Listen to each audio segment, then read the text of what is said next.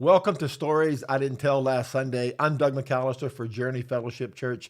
Joining me this morning in the studio is Ryan Rodo, and we're going to be talking about Ryan's gig on Facebook. You have a page you call Hard Truth Tuesday, Yes. right? Well, and for full disclosure, Ryan is married to my daughter Christian. Yes. And they have Evangeline and a baby on the way.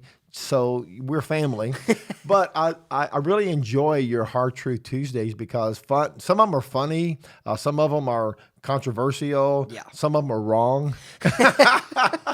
So what I want today is go over some of your Hard Truth Tuesdays, and let's kind of see if we find some agreement on some of them. So I want me to do that. Anything you want to open with before we get rolling?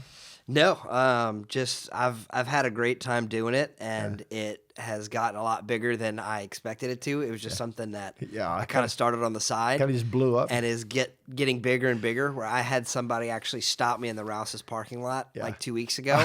I was like, I'm looking forward to Tuesday, and I'm like, cool. I don't you're small town famous, man. I was like, all right, super excited. In your real life, you are a financial planner, right? Yes. Yeah. Yes. And man, with the economy and the shape that it's in, people need your services. So you're a great financial planner. So that's your day job? Day job. Yeah, but financial planner by night, Hard Truth Tuesday. Hard Truth Tuesday is your passion. You just love talking about truth. So why don't we just roll into it, man? Give us, we'll go through all 7 of them, but let's start with one. Give us your first Hard Truth Tuesday. So I'm going to come out strong. Come out strong, man. Let's hit the ground running. This one was more of a serious one. Okay. And it was abortion is murder, no matter how you try and spin it. Wow. And that was something that was going to be my very first Hard Truth Tuesday. Yeah. But I was like, let me kind of get this rolling a little bit, and then maybe a couple months down the line post it. Yeah. And it's crazy because there's something that I wanted to say with that, because a big thing is I try not to comment on the comments. Yeah. Like I'll like the comment to react, but it's just I try not to comment unless it's something that I need to say. Yeah.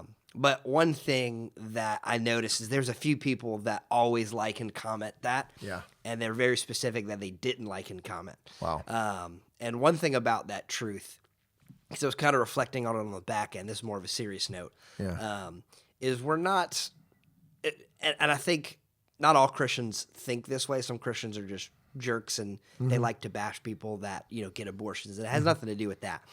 It's people that have had abortions. A lot of times they just feel like they had no other option. Yeah. And so it's not that we're saying, hey, if you had an abortion, you committed murder. It's just, it is what it is. Like the debate of you trying to say that a germ or bacteria on Mars is a living being, but something living and growing with a heartbeat is not a human being. Man, that is a Hard Truth Tuesday. Is absolute madness. Did you get a lot of feedback on that? A lot of comments? I got a lot of comments, but none of it was negative. Nobody, because in reality, I didn't say abortion is wrong. I didn't say it wasn't a statement that you could really combat. Right. I just said it's murder. Yeah. Because it is. You are killing something. Yeah. And so there's no way to really rebuke that. Yeah. That's so true. Especially in our culture, the way that we value animal life and other species rights and all those things. However, the human species gets overlooked. Save the baby whales. Yeah. Popular. It's an endangered eagle or save the something baby humans. like that. You're a radical. It doesn't matter. Yeah, and that's the first right in the Constitution. Life, liberty, and the pursuit of happiness is spelled out in the earliest days, in the Declaration of Independence, all throughout the founding documents. America was founded on the right to life. It literally spelled out where the right to an abortion was kind of created by the Supreme Court in 1973. And privacy, and I think it was the Fourth Amendment. It was, kind of interpreted to mean that when it's not really what they meant. Any honest, any honest look at the Constitution, you would have to say, it's nowhere in there. So when people say constitutionally protected right to an abortion, they have to say it like that because it's nowhere in there. Yeah. And any objective journalist or lawyer will tell you, yeah, it was created by the Supreme Court, and it's bad law. Oh, and yeah. it's going to be overturned soon. For sure. Unfortunately, it's going to cause probably a civil war in America, and I don't mean in a shooting war. I meant in the terms Social of media. Yeah, social outroar. media. But it's bad law. Period. Whether you agree with it or not, it's not in there. If we want to legalize abortion, it needs to go through Congress and become written into our national laws, but it's not there. And, for sure. And it wouldn't pass. Well, it's one of those things where, all the arguments on abortion just drop dead when they're questioned. Yeah. In any capacity. Right. You have to turn people's attention away from the baby, because who can stand except for the extreme radicals who shout their abortions, and that's an embarrassment, I think, to the movement. Oh, yeah. People who take Who are joy, like proud. Oh, I had 7 abortions. who take joy are these something. actresses who are saying, I wouldn't be famous today had I not gotten an abortion. Wow, is there anything more selfish than that statement? No. My fame is more important than my unborn child.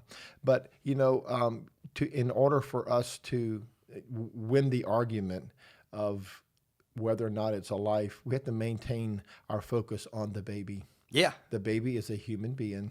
Absolutely. That has inalienable rights. And we understand circumstances for everybody is different, but either it's a baby, a human being, or it's not. Yeah. And that, I think, wins the argument, because, life is worth protecting. Well, and that's the problem, is there's so many things that people try to invent a gray space in truth, and it's like, no, we like, there has to be a defined line, like not a line in the sand, but a line in the cement. Yeah. Either, like you said, it's either a baby or it's not. Right. So, there was a Hollywood couple that they are very, very, very, very, like, pro-choice. Yeah. And I'm not trying to, it was a terrible thing that happened. Yeah. But they had a miscarriage. Right. And they were very upset, and which, that's a in and of itself is a horrible thing. It's a nightmare. But it's one of those things where it's like, well, if you don't believe that it's a baby, then your beliefs are kind of in question. Right. Is if it's inconvenient, Right. then it doesn't matter if it dies. Yeah, personhood is not dependent on your inconvenience. And Either it's so- a person or not. And I'm not trying to say, like, first of all, I pray that they never have to go through that again, Right. regardless of what, the differences that But we it does believe. weaken their argument. But it's just from a factual standpoint. Yeah. It's like, how do you say it's not a baby, but then when you want the baby and something happens, then it's a loss. Right. It's like that. You have to have a definitive Right. line of if it is or is not. 2 years ago, I went to the March for Life in Washington, D.C. Yeah. It's held every year. It has been now for almost 50 years since It's gotten huge. hundreds of thousands of It is people. huge. And let me tell you, the media refuses to cover it. I was there. There was hundreds of thousands of people on the National Mall, and we got there early, and we got right near the stage where the president was going to speak. And I turned around and looked behind me down the National Mall all the way at the Lincoln Memorial at the other end. Ryan, there were people stretched as far as the eye could see. Hundreds of thousands of people. America's a pro-life nation. Oh, for sure. The media doesn't want you to know that. They want you to think that we're pro-abortion. We're not. And what gave me great hope was most of those people there, those hundreds of thousands of people, were 17, 18, That's 19, awesome. 20-year-olds. Yeah. And they were praying, and they were singing, and they were loving life. It just gives me hope for this generation. sure. That we do live in a nation that values life. Unfortunately, we have a media that lies and hides truth that they don't like, or that truth that tears down their fake narrative, because the media wasn't focusing on the crowd.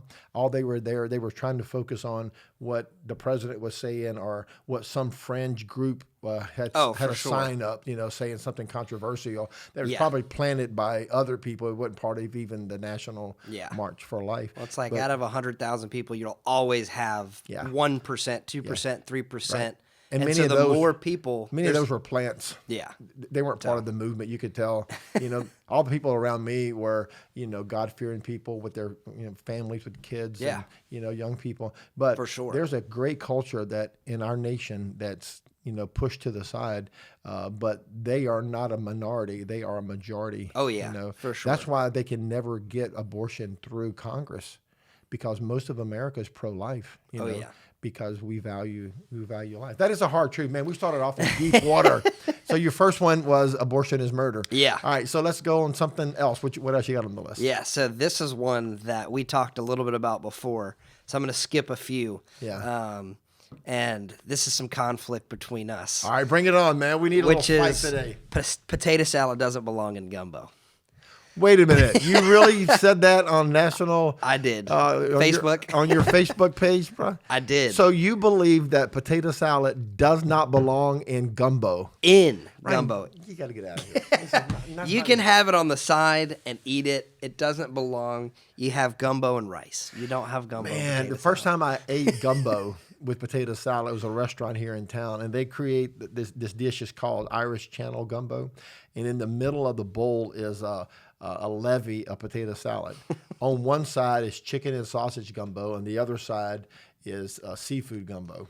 So you got both worlds, man. See, and I can even understand chicken and sausage gumbo and potato salad, but I feel like seafood and potato salad gumbo, like that just sounds two completely different. I love it so much. Tastes. Okay, so yesterday at lunch after church, yes, Miss Rachel made gumbo and potato salad. She did. So just be real. So yeah, you didn't try it. You didn't do it? We had 80 comments on that one, and a lot of them were that I was wrong. Yeah. Well, that's the good thing is I run Hard Truth Tuesday, so I'm the only one that gets to say. You get to be wrong if you want to be. Yeah. But I was like, I refused to put it in the gumbo, but I did it like almost like mashed potato style. Okay. Where I put the potato salad on the side and then poured like the gumbo over it. And it was good, and I'll give it to you. But you tried. I'm gonna stay like. All right. I'm gonna stay strong. Then you and I are gonna fight over this for years. Gumbo and potato salad are made for each other. For sure. Yeah. Well, and I've noticed that it's family by family. Yeah. Because everyone in my family says no. Yeah. But like people that like my stepdad, for instance, he's from Lafayette. He's like, oh, 1,000%, it belongs in it. And it may have come from north of I-10. 1,000%. Anything Lafayette and above. Yeah, they have their whole different twist on Cajun. Yeah. Now you are a New Orleans boy. You were born in the city, huh? Yes. Yeah. So I've had a crazy, I guess, geographical life. Yeah, you were born in Tulane Hospital? Yeah, which is not there anymore. I think it's Lakeview Hospital. Technically, it's in Metairie, but it's like right on the border of Metairie and I guess the New Orleans city lines. So you're below I-10. Yes. I was born north of I-10 a few miles, so we're going to fight over this. That's your problem. No, I'm just kidding. Right. I guess if it's your problem, it's my wife's problem. I guess it is your problem too now. Yeah, it's in your DNA. But no, that's a crazy because, you know, I lived in, born in Metairie and then lived in Laplace for about 8 years, then came back to Metairie. And then when I got saved, moved to Picayune, lived in Picayune. Then I met, your daughter, moved to Covington, stayed there a while. Then we moved to Hammond when we got married. Now we live in Lacombe. So I've been literally... You circled the lake, man. I've been all around the lake. Even up to Picayune for a while. It was... First time I met you was at a wedding. Yes. Many years ago. Yeah, many moons ago. Yeah, how many? Like maybe 6 or 7 years ago. It's got to be at least 8. Yeah, it was a long time ago. So I remember at the rehearsal. I mean, at the reception, you walked up and you said, "Hey, I'm Ryan Rodo. And I'm Doug McAllister." And I was the officiant at the wedding. Of so my I was the sister's pastor wedding. at the wedding. Yeah, for sure. Yeah, and you thought I was a Catholic priest, right? Yeah. So at that point I had just gotten saved. Oh yeah. And I had come from Catholicism. Yeah. So like it didn't even process in my mind that you were allowed to get married or have kids or any of that. I'm just this dude has a wife and kids. Does the church know this? And you're wearing a suit. You're not wearing the collar. So I'm just like, this is a weird priest. Like this dude up to, man. Yeah, but I liked you right from the first time I met you. Yeah. So several years later, Christian said, "Hey, I have a date with Ryan Rodo." I was like, "Hey, I met him. I know Ryan Rodo." It's a crazy small world. I know, right? For sure. It's so great. And I think we touched a little bit about that, but yeah, my mom kind of played matchmaker and messaged Christian on Facebook and kind of encouraged that whole relationship, and then one thing led to another, and now we're married with two babies. Had we known that you were against potato salad in your gumbo, I don't know if I would let this happen, right? Yeah, I may have fought this. Funny story. I remember when I asked you. Yeah. Because we went to Zia's. Right. Because I hadn't been to Zia's in probably 10 years. And 10 years ago, Zia's was like a very nice restaurant. Yeah. I didn't realize it had kind of became a franchise and was more like Chili's. Yeah. So I'm like, I am asking him to a nice place, and then we get there and I'm like, this is not the ideal place that I would have asked. I thought it was a little bit nicer. Yeah. But yeah, no, I remember very vividly when I asked for Christian's hand in marriage. Yeah. And we both started crying. And then the waitress came up and was like, yeah. I'll give you guys a few minutes. Just kind of walked away. And then we ordered potato salad with our gumbo. We did. All right, what's number 3? Number 3. Keeps going. This one I think, honestly, a lot of people agree with, which is king cake is the only good thing about Mardi Gras. Yeah. And I don't know if it's because... It's the best thing for sure. It's definitely the best thing. Yeah. But I've always hated Mardi Gras. Yeah. And it's not because I like the parades are great with kids and things like that, but there's too many drunk adults fighting over beads and pushing kids and fights and people getting arrested, and it's just like, why? Yeah. Like I see zero value in that. I'm gonna totally agree with you on this one. Like I just don't understand. I love the whole celebration, the festive thing. It's fun, but the parades are just a pain. Man. Traffic, road closures. It's a night, and it's freezing. You couldn't have picked like a worse time to be outside for 8 hours at a time. And then especially go to the city, there's 1 million people, and that's not an exaggeration. Oh no, well, it is. Pre-COVID, before the mayor went crazy and locked down the city, shut down Mardi Gras, but before coronavirus. You go to the city for Mardi Gras. There's 1 million people. Oh yeah, on the streets. It's insane. We would take our Bible college students down to Bourbon Street. Right. That's right. During Mardi Gras because it's a built-in crowd. I mean, there's 1 million sinners. Yeah. So we'd go down there and preach on Bourbon Street and talk to individuals and pray for people. And then we'd always see the parades going by. So we would walk over to the parades when they're going, hey, man, it's just, Yeah. They go all out. Those crews go all out, man. They spend a fortune. Oh, it is a $10 million industry, like tens of millions of dollar industry. Millions of dollars spent on those floats insane. And those throws and all the costumes and balls. I have a buddy that designs the costumes. He was not happy when I posted the Mardi Gras. But like that's it, his family, they create all the, the costumes for the balls and things like that. And they do a phenomenal job. Like so while the city has millions of people, small towns on the North Shore like Madisonville, Mandeville, Slidell, we have our own little parades, and that they're a little different. They're not quite as. I've never been to those. I've thought about trying it, but it's just. Well, the one we have like half a dozen or so in Slidell, and they're pretty cool. They're family friendly. They're only a few thousand people there, so it's not overwhelming. The first parade I ever went to, I was a little boy spending the weekend with my sister, and she took me to the Mardi Gras parade in Madisonville. Oh gosh, Louisiana. And Madisonville is a small town. Yeah, it's tiny, a few hundred people, and we went to this parade. It may have been 10 or 12 floats or whatever. It's tiny, but that was my first introduction to Mardi Gras. And that's like a soft opening. It really is. So, man. yeah. It doesn't even prepare you for what really is happening in Mardi Gras. I could see doing something because we have one that passes right in front of our office building. Oh, it's yeah. like our office. Mandeville. Yeah, in Mandeville, on a West Causeway approach. Yeah. So we usually, we'll set up tables and stuff, and we'll have like gumbo cook off and like maybe do like a crawfish bowl or something for the office. That's kind of cool. But we thought I still haven't even gone to that because I don't know. I'll tell this story. The last parade that I went to is really the one that I said I'm never going to parades again. Yeah. Is because we were at a parade in Metairie. It's like the big one was the truck parade. Right. That comes down Severn. Oh yeah. It's I mean you're there 6, 7, 8 hours. Right. It's a whole day thing. It's a day. And literally right in front of me, there's a guy on a ladder, and a lady reaches over to grab a beer from the guy in the crowd, and she fell off it's got to be a 15-foot drop. Like she's 18-wheeler on the second floor of an 18-wheeler, and she landed under the tire. Oh my God! And luckily they were able to stop the parade, but I witnessed that, and I was just like, I don't want to go back. Never again. So that was kind of intense. I'm sorry, but that was like kind of where that's a brutal truth. Parades. I'm like, there's people doing crazy things and people get hurt. And it's just not. However, worth it. king cake. I got another Hard Truth Tuesday. Yeah, but I didn't post it because I knew it would upset people. Before we move on, Is this No, same it's drug? about king cake. Oh, one thing I want to tell you. Yeah. Somebody served king cake the other day, and it was cream-filled king cake. Oh, my goodness. See, that's where we disagree. Really? I don't like cream Is cheese. that the next one you're going to say? No. Oh, my God. I don't like cream cheese king Any cake. feeling? Strawberry, raspberry? I don't know. Like cream cheese king cake is just not for me. Oh my Like cream filled, maybe. Yeah. I'm talking about cream cheese king cake, but I know that's people's favorite. Yeah. And I can't stand. I don't know. So I don't what's like the it. other part of this? Oh, that was it. That was the one for it. But if you want to go to another one, this one got the most comments, which I was actually shocked. Yeah. Because I just kind of posted it and I thought it was funny. Right. But it was a 50-50 split. We got 100 comments on this one. What is it? Which is soft bacon is better than crispy bacon. Oh, man. I'm in the soft bacon camp. See, that's where I'm at. Oh, you are too? Oh, soft I don't bacon see is the point way of- better. I don't see the point of eating The hard only bacon. time I can see crispy bacon making sense is on a sandwich. Like, I don't even like it then.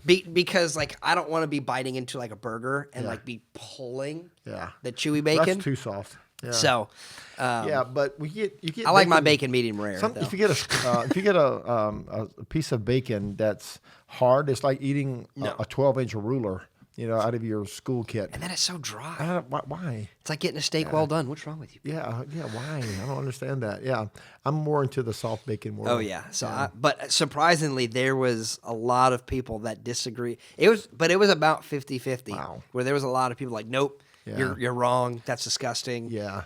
And people don't understand, like, bacon is cooked when you get it. Most of it. Yeah. Like, if it's smoked bacon, it's already cooked. If it's smoked, it's good. You could, you could get it pretty raw and still be fine. Yeah. So. Yeah, I don't like the hard thing. I The can't. hard bacon. It's just, I've had it before, and it's almost like dust. It's like you bite it and just kind of. It cracks. It just cracks. I don't even like bacon crumbles in my salad. No. It's like eating gravel, You know what I did try in a salad the other day that was very, very good was diced up pepperoni. Never had that. Never had it until recently, and it's amazing because there was bacon bits, and I was like, I don't want bacon bits. But then right next to it was like diced up pepperoni. Yeah, life changing. I don't like the bacon bits you shake. No. It's just like, come on, really? It's like dog food. Yeah, I don't want that. Yeah, now I love chef salads with. with turkey and ham and cheese, but not the hard bacon. No, it's just no. It ruins the whole experience. It's just, I don't know. People. Yeah. Some people are weird. I don't know. All right, what you got next? Oh, I got one that I memorized. Which is your zodiac sign doesn't mean anything. Oh, that's brutal. Man. That's there's brutal. A lot I had of a friend of people, mine when I was young who lived by his zodiac. Oh, he would read it every day. I mean, literally, insane. he wouldn't start his day unless he read. Okay, what are the? I'm like, I said, dude, you realize that has nothing to do with your life, right? No, dude, it's always right.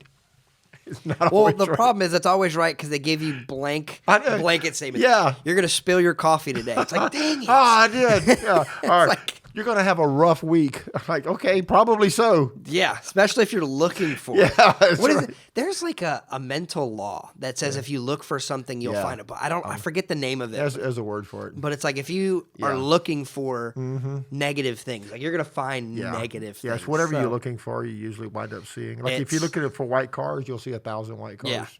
Well, it's the same thing like when you buy a new car. Is every time you buy your car, you start noticing it everywhere. How many people have this car? Up until then, it always just kind of blurs in the background. But no, I had a few people that were like, "No, me and my wife or me and my husband are a perfect match because of our zodiacs." And Well, I'm a Virgo, and she's yeah. Come on, y'all, really. Honestly, birth sign. Pastor Andy had my favorite comment because he was like, "That's such a Taurus thing to say," which is apparently what I am. And so I texted him. I was like, "You probably had to look up what I was to make that joke." Such a Taurus thing. So, but that was a funny comment. But Yeah. I had friends in high school that. And it's funny how that creeps into everybody's conversation. Oh, You yeah. have friends in high school that do one? Yeah, that they read it every day. I'm just like, Yeah. what are you doing? It's just so weird, though, how that's permeated everybody's discussion. So what's your sign? Yeah. It's a normal question. Like, that makes no difference in the world, but it's part. Yeah. Or if you're seeing somebody, well, he's a Virgo.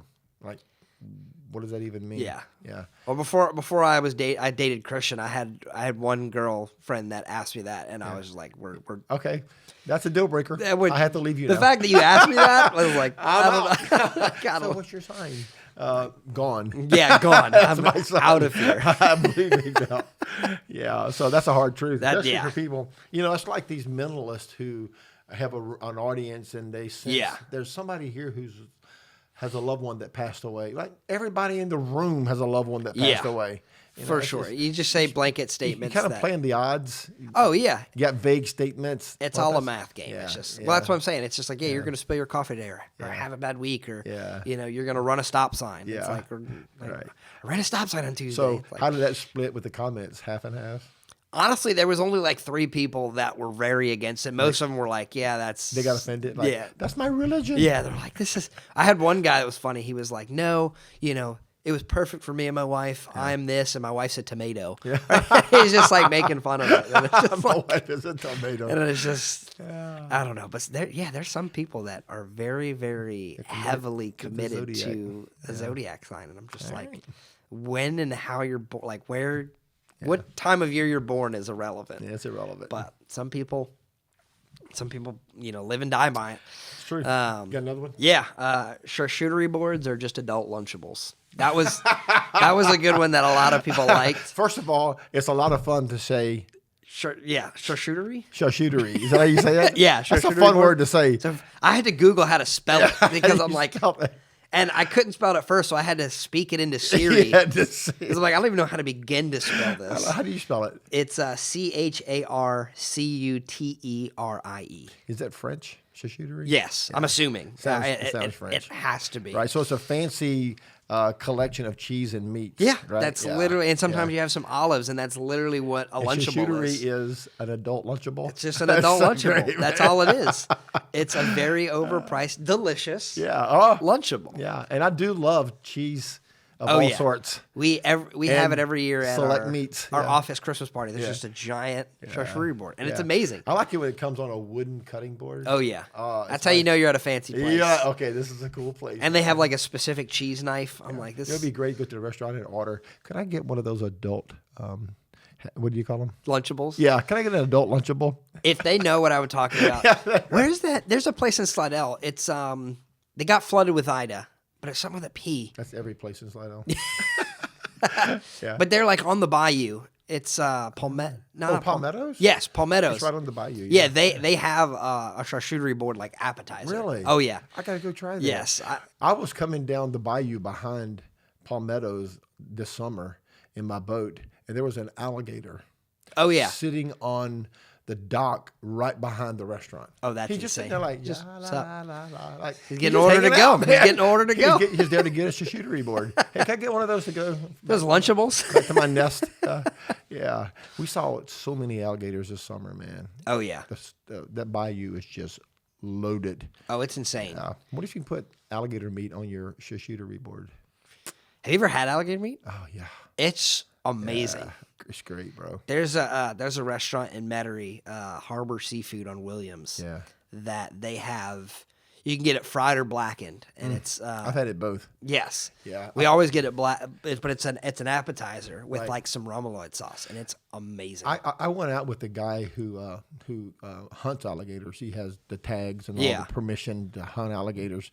So he actually got one when I was with him. It's like 9 foot long. That's insane. It was a beast. It was massive. He was fighting him. I was like, backing up. Finally got him in the boat, you know, and got him under control. Yeah. But you know, one of those swamp people. Yeah. Alligator hunters. Yeah. You talk about some meat, man. The tail is like nothing but meat. Oh yeah. Yeah. It's actually really good. Now people you know, up north, they think the same thing about crawfish. It's like, oh, they're in the mud. I'm like, doesn't make them any less great. Everything's in the mud. Yeah, down here it is. All the vegetables are in the mud. Everything comes out of the mud. Alligator meat is incredibly delicious. Really is. And crawfish, man. We love boiling crawfish. We love boiling We're going to be crawfish. boiling some crawfish real soon. We're almost to the point where it's warm enough to start doing outdoor stuff. I'm pumped. I look forward to this every year. Every year I try to try to schedule as many as I can. And hopefully my friends don't see this because I do this every year. Yeah. It's been successful for 3 years. Right. But I try to figure out how can we do a crawfish boil like either every weekend or every other week. So like I'll text one friend group like, hey, we should do a crawfish boil this. And schedule it on your calendar. Yeah, I'll host one and then I'll get my mom to do one and then be like, hey, we'll do a gender reveal. Do it at my house, yeah. So then it's like you have 5 crawfish bowls back to back to back. You don't really have a garage until you have a whole crawfish set up. Oh yeah, with your boiling pot and your yes. burner and your. We built a shed specifically for my crawfish. Like me and my dad, 5 that's weekends. How you know you're from Louisiana, man. And you had the whole like, setup. I bought this really nice crawfish bowl set for the fish fry last year. Yeah. And it was just kind of sitting under our house because our house is raised, and we had nowhere to put it under your house. And I was like, in our basement, the basement. And I was like, we gotta do something. Shed, man. So we went to Home Depot, and your crawfish balling kit needs a home. It needs a home. It needs to be dry and raised. Yeah. And I got a whole setup. So, in fact, a couple of years ago for a staff retreat, we balled crawfish that first Sunday night we were there. This year we're actually getting it catered. Come on. Yeah, we hired a guy who's going to be doing our crawfish for us for a staff retreat. Is he going to do it there? Or is he going to make it and then bring it? I'm going to pick it up on the way to the retreat. But we're loading it up with all the fixings, the corn and the potatoes. And that's awesome. Everything we put in there. What do you like to put in your crawfish boil other than crawfish? So we do. We have a secret family recipe. Yeah. And we maybe you'll come back one day and tell us about it. Yeah, for sure. It's no, but we usually keep it simple. We'll do potatoes. We'll do mushrooms. We do like a boatload of garlic. Yeah. Like we'll get an obnoxious amount of garlic. Did you do pineapple one year? Was that you? We did. Yeah. We do pineapple. Yeah, that was interesting. I never had pineapple in a crawfish. You can do it one of 2 ways. Yeah. The best way to do it is to put it in whole on the first boil and take it out on the second or third. So you put it back in because if you dice it up and throw it in, pineapples will literally absorb all of the seasoning. All the flavor. Yeah. So you won't get like seasoned potatoes or corn or anything like that. But 2 things that I do that are different that I started doing is I put oranges in there. Yeah. It kind of cuts it and gives it a little bit of a sweet flavor, and then the pineapple full. Yeah. So you like the pineapple juices won't get out, so it won't taste like pineapple. It'll literally just be the pineapple itself. I like it more than the crawfish. I eat the potatoes, the corn. Yeah. And we do our own sauce. We mix our own like mayo. We had a little family recipe for sure that Christian and Gabby created years ago that we do a little mix. It's good. That we dip our crawfish in. Oh man. Well, last year we had so many people bring extras that we were done boiling crawfish that I had to boil it was just a fixing pot. Yeah. And it was almost all the full. Potatoes? It was all the potatoes, sausage, like all the extra corn. We had so much extra stuff. I like that. I really don't even eat crawfish. I mean, I've had them many times, but I really love all the fixings in the crawfish. That would have been a great hard truth. Maybe you could. The fixings are bad. Yeah, I don't agree with it. Crawfish. But they'd be a great hard truth. Crawfish are better than the crawfish. All right, we got to wrap it up. We got 2 more. Yeah. This one upset a lot of people. Oh, good. And this is another. Wrap it up with some controversy. Yeah. And I think that might be the last one. It's the last one? Yeah. So it's a good one to end on. All right. Disney World is overrated. I totally agree with that. Yeah, it's a money pit, man.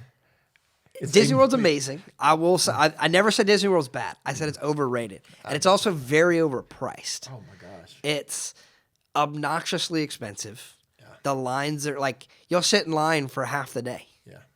You'll see 6 rides or ride 6 rides, and it takes you 12 hours. Oh, yeah. Unless you pay for the fast pass and the early entrance and all the other stuff. They sell that to you also, or you by stay the way. there, so you're there 3 hours after they everybody sell you else. access to the ride. You buy a ticket to get on the ride, and then they sell you access to get on the ride. Well, the last time we went, we bought the fast track, but apparently so did everybody else. Everybody had one too. So it wasn't. We still waited, an hour for rides. And the best way to get to the front of the line is just bring crutches. Well, funny story. We had.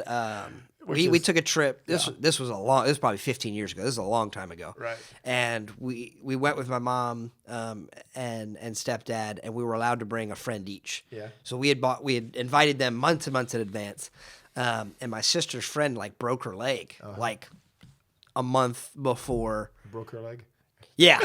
Broke her leg. Did break her leg, but we 1,000% abused that. Yeah.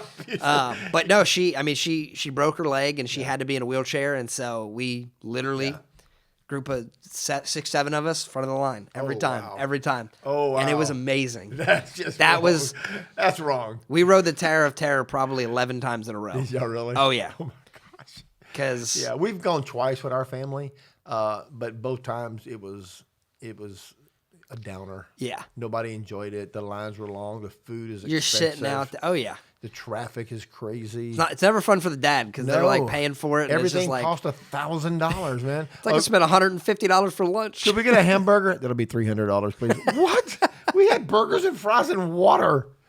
Oh yeah, no, it's the one place I do love at Disney World though is Epcot because you can visit, but it's still. But that's an adult thing. Yes, 1,000%. I love the Epcot. Me and Rick spent 1,000%. a whole day at Epcot, going to all the pavilions. For sure.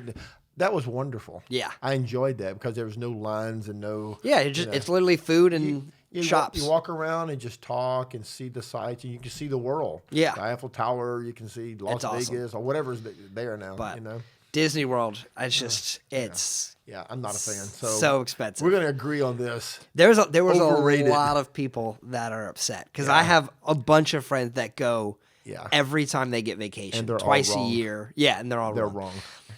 Hey, to each his own, but it is overrated. Well, let them go. 1,000%. Send Disney your money. Yeah, it's just. Yeah. I don't understand how Disney's not a monopoly. Yeah. Have you ever looked up what they own? Everything. They own ABC. They own ESPN. They own. It's obnoxious. They own all those theme parks. They own all the movie studios. They own Pixar. They bought Fox. It's just like they just. I don't understand how they haven't become a monopoly. Yeah, eventually they're going to be because it's just right. Because I did a research. They own a cruise line. They own their own islands. And, it's insane. Yeah, and I think it all started with a badly drawn mouse. Yeah. Have you seen the first Mickey Mouse movie? Oh, it's kind of terrifying. It was horrible. Like, it's pretty terrifying. Can this guy even draw? But hey, they built he's a massive $1 trillion empire. Oh yeah, it's Walt Disney. I've done it right. We would watch Wonderful World of Disney on NBC back when I was a little boy. It was the highlight of the week. Yeah. It came on Sunday night at 6:00. And they always had a movie of the week that was either produced or distributed by Disney, and it was hosted by Walt Disney himself. Oh wow, he was still alive. Yeah, it was. When did he pass away? 67, okay, 66, something like that.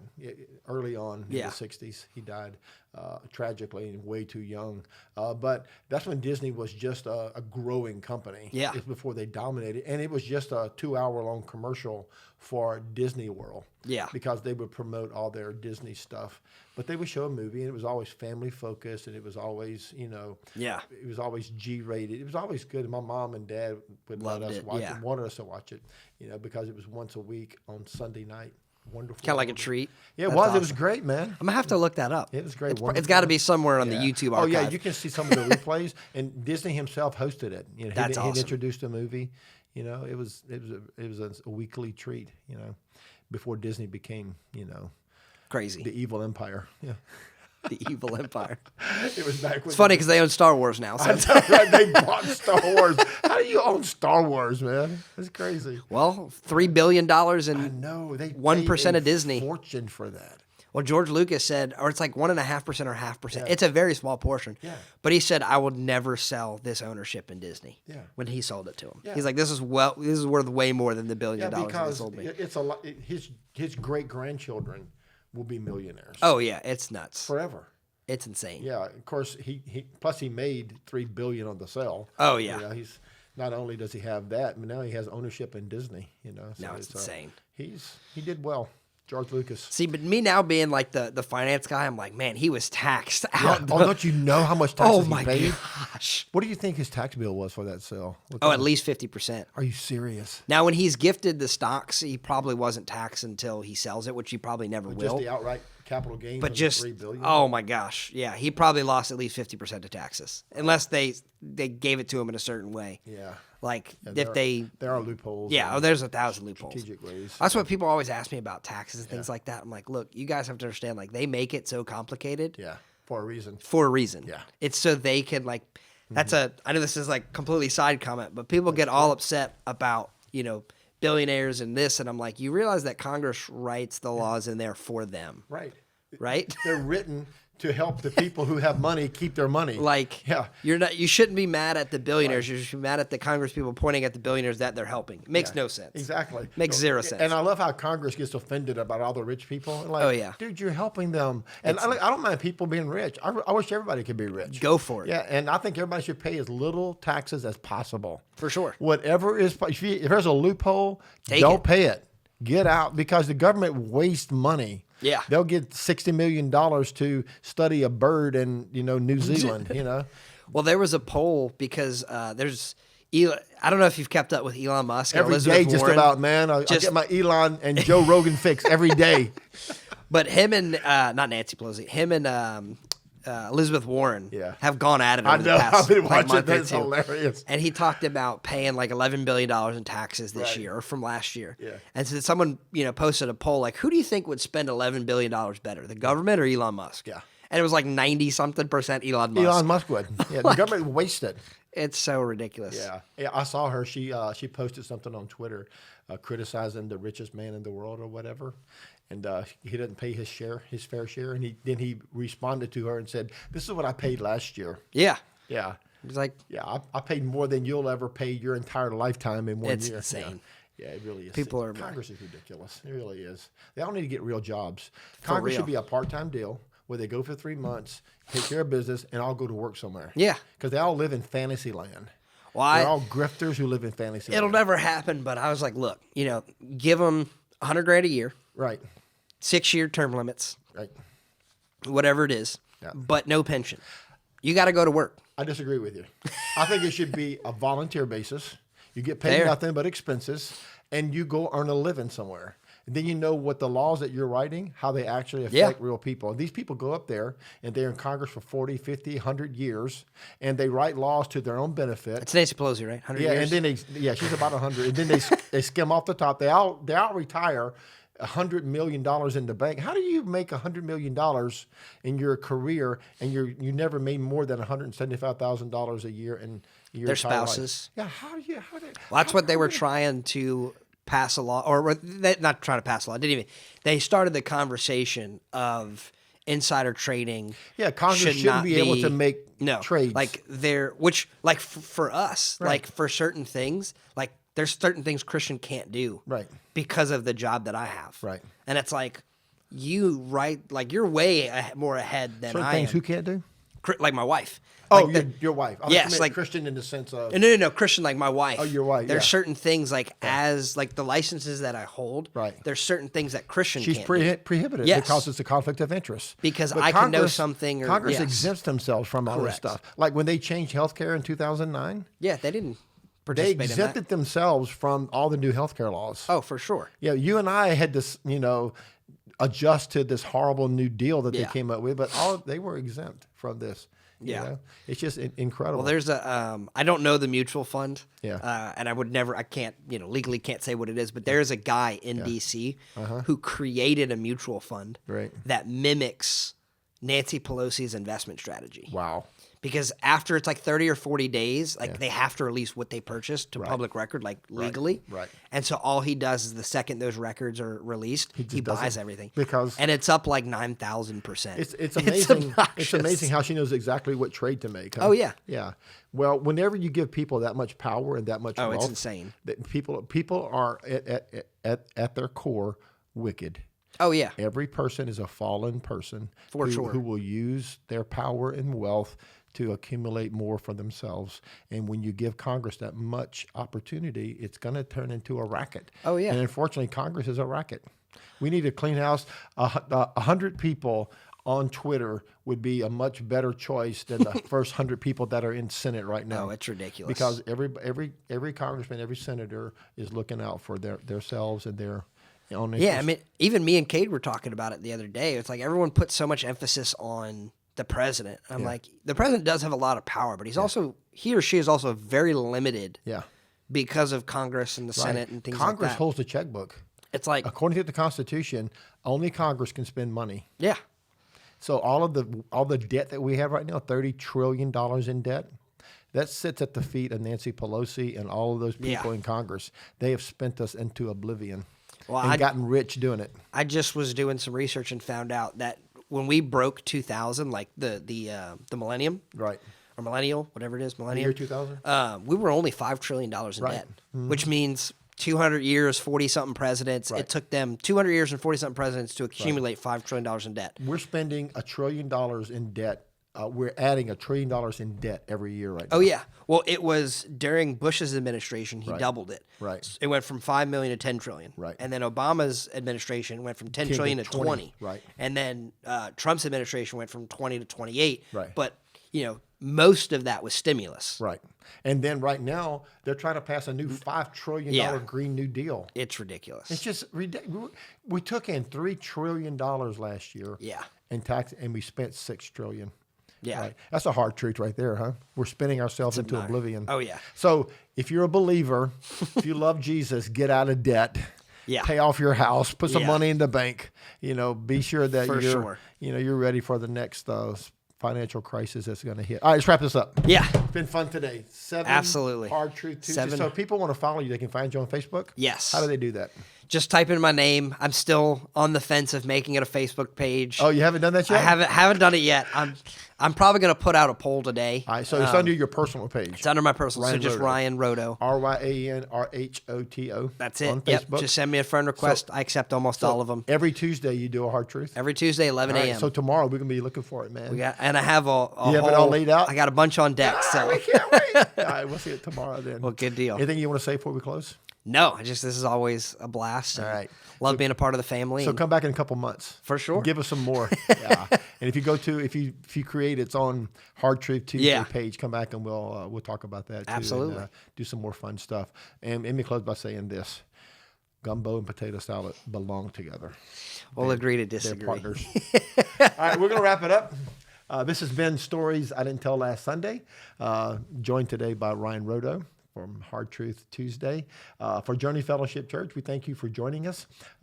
We love to meet you in person. Come out and visit us at Journey. You can download the Journey app, type in Journey Fellowship Church in the search bar, and you'll see our app. It's on your app store. It's absolutely free, chock full of information and resources helping your faith. Or you can also find us at jf.church. So this is Doug McAllister for Journey Fellowship Church, and this has been Stories I Didn't Tell Last Sunday. See you next time.